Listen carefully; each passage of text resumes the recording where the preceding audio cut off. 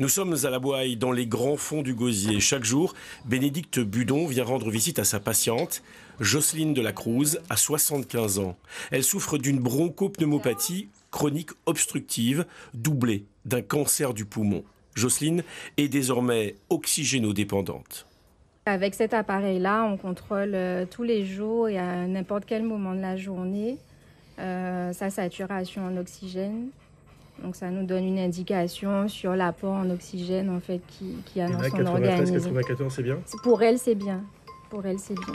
Mais quand du coup il y a les coupures d'électricité, on descend. On peut descendre à 84, 85 et là c'est vraiment c'est problématique pour elle. Pour pouvoir continuer à respirer, Jocelyne est donc connectée en permanence à ce long tuyau transparent qui est branché sur cette machine, un concentrateur à oxygène, lui-même branché sur le réseau électrique de la maison. Et cet appareil n'a pas de batterie? Il n'y a pas de batterie? Non, non. Il n'y a pas de batterie.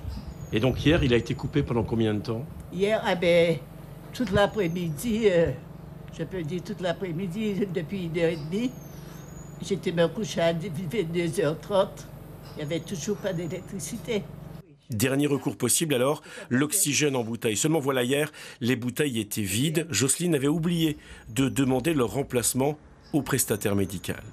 Je les ai appelés et il était sur Petit-Bourg, le temps qu'il descende. Ça a mis combien de temps? Et tout, il est venu ici vers 6 heures. Et ils ont coupé à quelle heure? Ils ont coupé l'électricité à quelle heure? Depuis 1h30. Depuis 13h30? Oui, 13h30. Mais comme je n'ai pas bougé, j'ai pris la ventoline en attendant. Tu vois?